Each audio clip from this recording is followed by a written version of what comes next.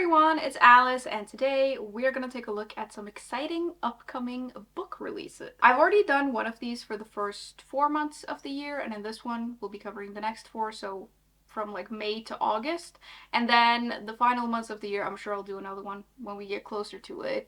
But yeah, we have a lot of exciting books coming out, and actually quite a lot to get through, so we should probably just get into it. Starting off with books coming out in May, we have Below the Grand Hotel by Kat Scully, which caught my eye because I love anything set in the 1920s. This is like historical fiction horror with a little bit of fantasy to it, and we're following this young woman who is desperate to reach her dream, and she will do anything to get there, including stealing. And then one day she steals from the wrong person, and I think she ends up losing her soul and ends up in a hotel run by demons or something. It sounds kind of crazy, but I like the idea of it, and I think this sort of like fantasy thing with the 1920s glitz and glamour could be really cool. Secondly, we have a new book coming out from Isabel Allende. It's My Name is Emilia de Valle, and I really like this cover, and I'm excited to see this author come out with another book. That's always exciting. I haven't read her whole backlist or anything, but I really like the books that I've read by her, and this one sounds really good, so I'm excited to see it. It's historical fiction, and it follows this writer who journeys to South America to uncover the truth about her father, and it seems like our main character is quite interesting. I think this is set in the mid 1800s, and she's very independent and self-sufficient and sort of defies societal norms, which is always interesting. So I really want to read this one. I have a feeling that I'm really gonna like it. Then we have The Original Daughter by Jemimah Wei, which is set in Singapore, which is cool, and it follows two siblings who are very close, and it seems like they are very focused on like academic perfection, and so it doesn't seem like they do anything else than focus on that, really. And then something happens that tears these siblings apart, and I think we follow these characters through a big portion of their lives. And I really like books like this. I really like books about siblings and like sibling relationships. So I'm very interested in this one, and I have seen some early reviews for it, and it sounds like it's gonna be really good. Next, we have a book with a slightly different vibe. It's The Retirement Plan by Sue Hincenbergs, and this just looks like it could be a lot of fun. It follows three best friends who are middle-aged, and they are all planning to kill their husbands to collect their life insurance. But then it seems like the husbands also have some sort of plan, so I don't know. It could get a little messy. I feel like this is going to be one of those books that's fun and kind of like silly fun, but just super enjoyable. And I do really like books with characters that are like a little bit older, so I think I'm gonna give this a go. It looks fun. I hope it is. Then we have some sci-fi horror with Immaculate Conception by Ling Huang, and this story is about obsessive friendship. And that's all I really need to know because I love books that deal with friendship and like obsessive friends. I just think it's really interesting. This has like a sci-fi edge to it though, because I think we're following two characters who meet in art school, and when they graduate, one of them becomes like super famous and the other one doesn't. And like the sci-fi thing is something about being able to inhabit other people's bodies and absorb their trauma, which I think in the context of an obsessive friendship could be very interesting. Up next, we have The Incandescent by Emily Tesh, which has quite a lovely cover. And this is apparently like dark academia, which I'm always interested in. And it's set at a magic school, and I think we're following a doctor who maybe is in charge of the school, and they have to like protect the students and the school's legacy from demons or something. I haven't fully grasped what this really is. I just sort of read Dark Academia and I was like, yeah, that sounds cool. It is also apparently a sapphic story though, which I'm always into. Moving on, we've got more historical fiction with Bochica, which is also set in the 1920s, but this is set in Colombia, and we're following a main character who's returning to her childhood home to sort of figure some things out. It seems like a lot has happened in her family. Like her mother has died, and her father after that tried to burn the house down with the main character in it. which is obviously a little scary. And she's going back to confront her past and also to figure out if her mother's death was an accident. And I think maybe that the house is haunted or something. Then we have a book coming out from Jean Menzies, who is a historian and also has a YouTube channel, which I love. And it's exciting to see her come out with this. I think it's going to be very good. It's The Lady of the Lake, which is like a historical fiction fantasy reimagining of the myth of Camelot. And I think we're following a main character from the north who goes to Arthur's court to try to seduce him, maybe, or she's maybe trying to get married to him or something. She's pursuing him, but then she gets there and she actually falls in love with his sister instead. And the story is all about them trying to carve a life for themselves, and there's all of these power struggles and a lot going on, and it sounds really good. With this next one, it was definitely the cover that caught my eye. It's The Starving Saints by Caitlin Starling, which is a horror, historical fiction, fantasy type thing set in medieval times. And to be honest, I'm not fully grasping what this story is actually about, but I think it's about some people who are stuck at this castle that's been under siege for months, and they are just about to run out of everything, and then something miraculous happens, I guess, and things get a little weird. There is something about a nun turned sorceress. I read something about that, and it sounds intriguing. I also just love this cover, and I think it could be a good read. I am sort of basing it mostly on the cover, but yeah, it looks good. Then we have another one where the cover drew me in. It's The Knight and the Moth by Rachel Gillig, which is like fantasy romance, and it's about this prophetess who has to go on some sort of quest, and she's joined by a knight whose future she can't see, which is unusual for her, I guess. I don't really know. It just looked good. It is romantasy though, so I'm guessing that there is some spice to it, which I'm not always like a huge fan of, but I don't know. Maybe it's good. I haven't read a lot of romantasy, so maybe I don't know what I'm missing out on. After that, we have a sci-fi book coming out that has some time travel to it, which I love reading about. It's The Memory Collectors, and it follows 4 characters, I think, who are all traveling back into their own past for 1 hour, or they're intending to stay for 1 hour at least, and they're going back for various reasons. One wants to meet a son who is passed, one wants to find a lost love, one wants to fix an unforgivable mistake, but then I think they get stuck there, which is unfortunate. And I just really like books with time stuff in it, so I'm interested in this one. Next, we have got a mystery thriller called Our Last Wild Days by Anna Bailey, which is set in Louisiana, and we're following, or at least we meet a family who lives out in the swamp, and no one in town likes them, and then one of them turns up dead, and the only one who cares is that person's childhood friend who's back in town for some reason. And I think the story is about this person investigating whatever happened. I just think the setting of this sounds really interesting. It's giving me like atmospheric vibes, and I love atmospheric mystery thrillers. We've got an interesting cover for this next one. It's The Devils by Joe Abercrombie, which has a little bit of a spooky cover, for lack of a better word. This also sounds insane. It's a book about a band of anti-heroes who ends up going on a holy mission. And I think that our main character is a monk. I don't really know. It sounds really weird, but also very intriguing. On to the next one, we have a mythology retelling. It's The Hymn to Dionysus by Natasha Pulley, which is a reimagining of the story of Dionysus, told through the eyes of this man who's like, he's brought up in the Greek legion, and he is brought up to obey his commander at any cost, even when he has to abandon this boy that he saved from a fire at this temple.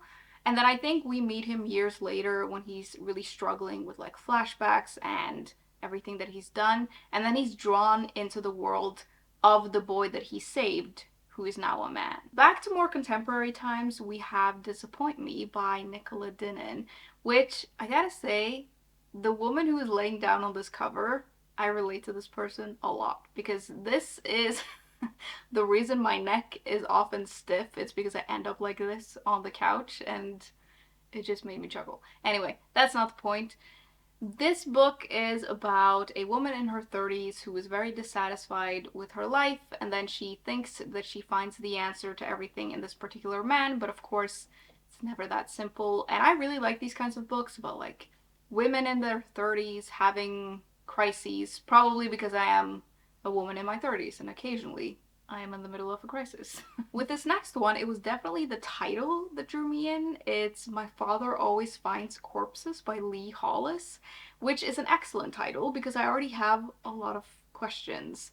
This is a mystery on the cozier side, I think, and it's about a father who has quite the sleuthing past, and his daughter has just finished a degree in like criminal justice, I think, and they're not that close, but then a murder happens which brings them together, which is both sweet and a little bit horrible, and I would like to read all about it. The last book that we have for May says that it's like Murder on the Orient Express, but with witches, which, yeah, I want to read that.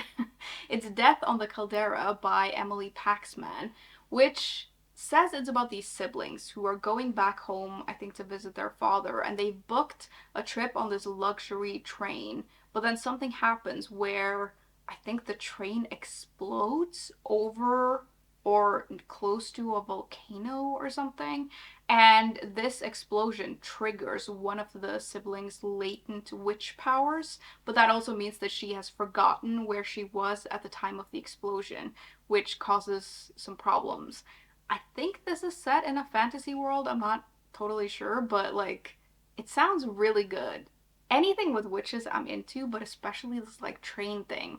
I'm very interested in. On to a bunch of upcoming releases for June. We have When Devils Sing by Sean Kaur, which is a gothic horror mystery type of situation, maybe with a little bit of fantasy to it.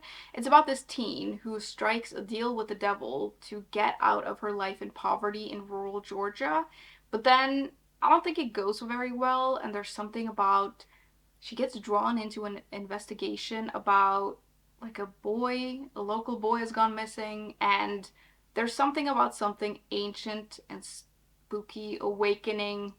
I don't really know what's going on, but I'm intrigued. Secondly, in June, we have a new book coming out from Ocean Vuong. It's The Emperor of Gladness, and I haven't read anything from this author yet, but I really want to, and this one sounds really good. It's a book about unlikely friendship, and it's about this teen who meets this woman when he is about to jump off a bridge, and she saves him, but she's like elderly and she's slipping into dementia, and I think the story is about how she saves him and he becomes her caretaker.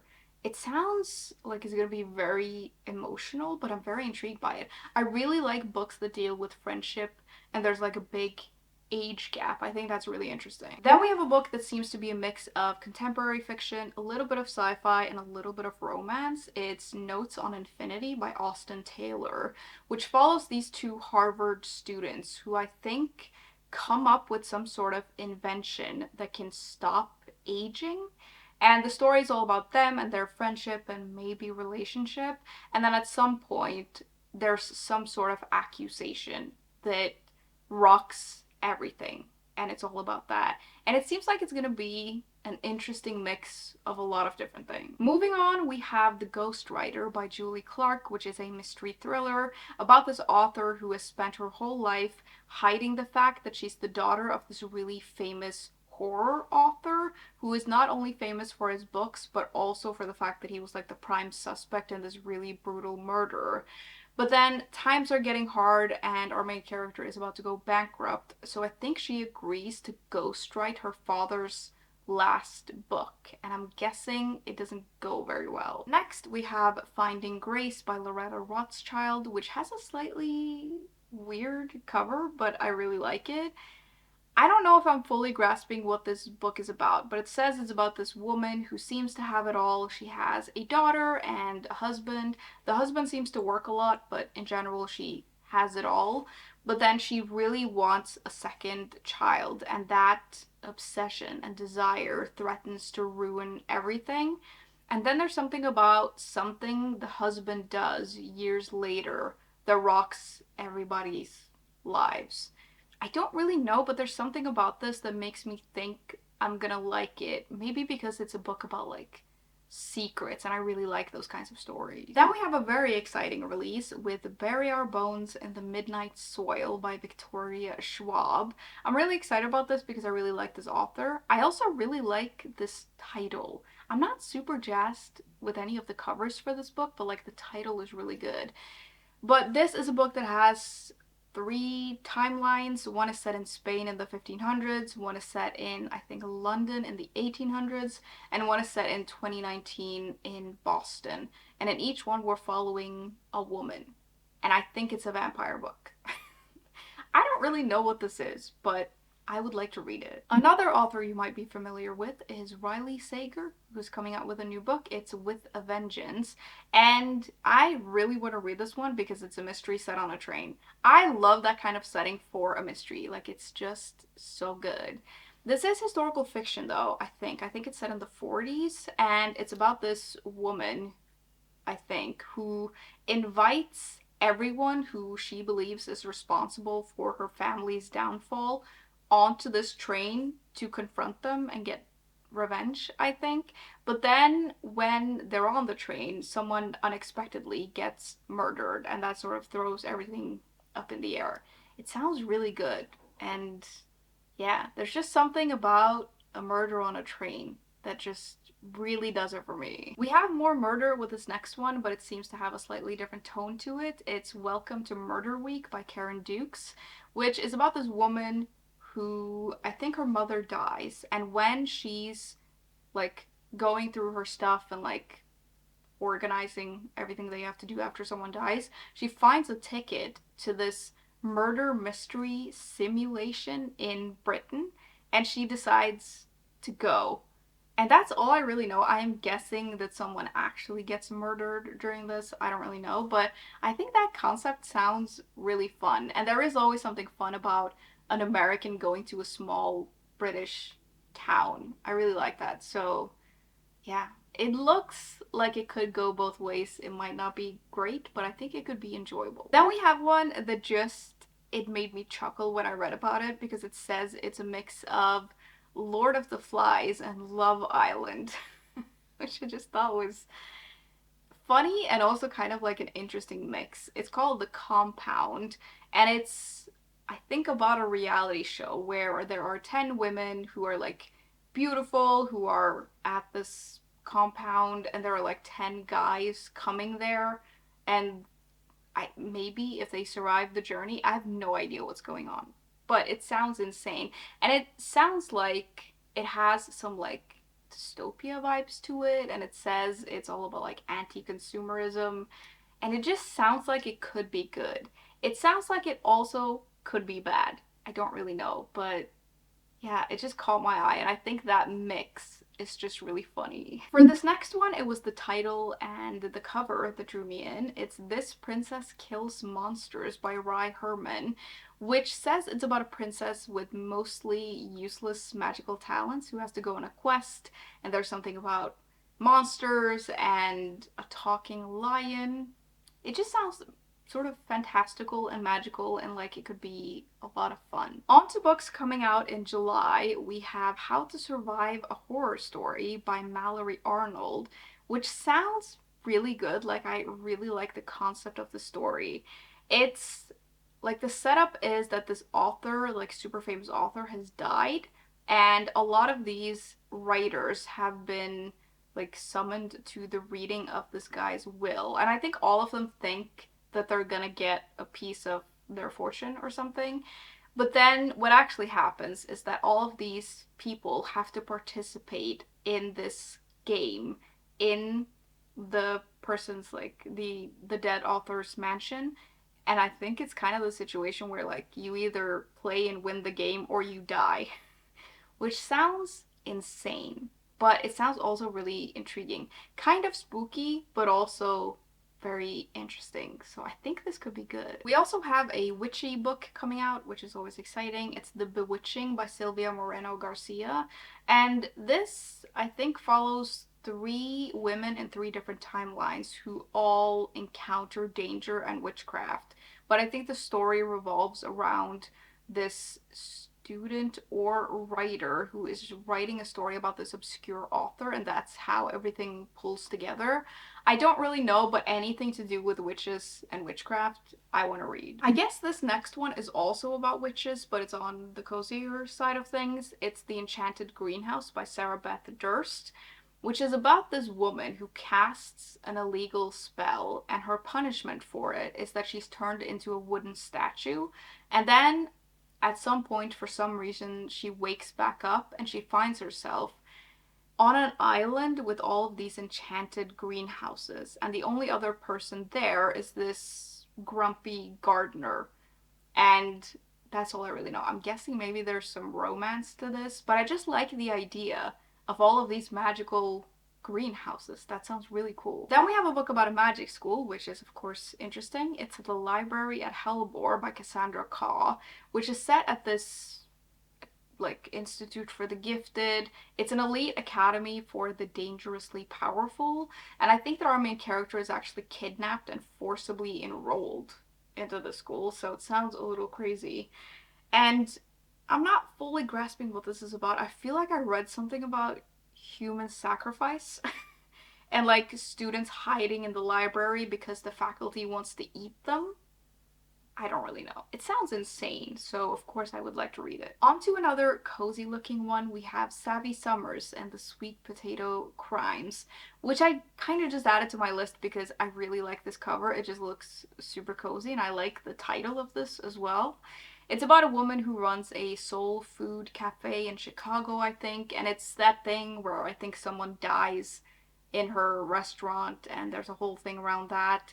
I don't really know, but it's a cozy book, so I'm sure everything will be fine, and I just think it looks really nice. Lastly, we have some books coming out in August, starting with The Magician of Tiger Castle, which is a historical fiction fantasy book.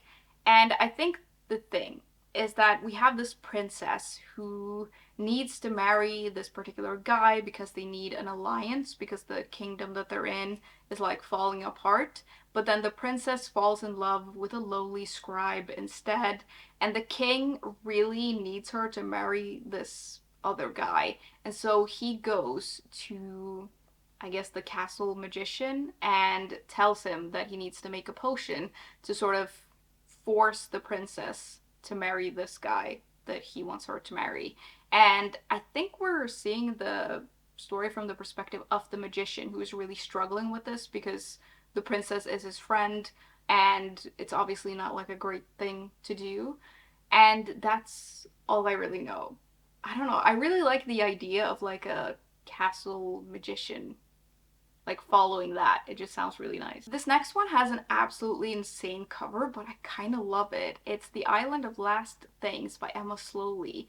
And this is about a zookeeper at the last zoo in the world, and it's on Alcatraz Island, which, like, I don't need to know anything more than that. I want to read that immediately. And I also love this cover so much. It is so weird, but I'm obsessed with it. Then we have a book coming out from one of my favorite authors, which I'm obviously very excited about. It's Hemlock and Silver by T. Kingfisher, which is a fantasy book, and it's like a reimagining of Snow White.